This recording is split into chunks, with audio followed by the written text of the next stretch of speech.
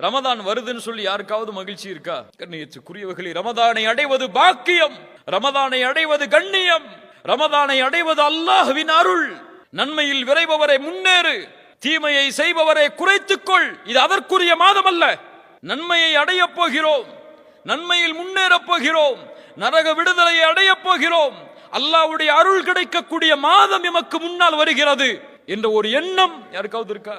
இந்த ரமதானுடைய மாதத்தில் ஒவ்வொரு இரவும் நரகத்திலிருந்து அல்லாஹ் மனிதர்களை விடுதலை செய்கிறான்.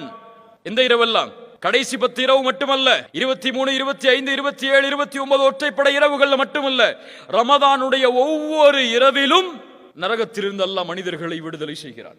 யார் அதை பாதுகாத்தார்களோ அவர்கள் பாதுகாக்கப்படுவார்கள்.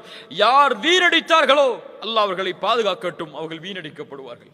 ரமதான் இபாதத்திற்காகவே ஒதுக்கப்பட வேண்டிய மாதம்.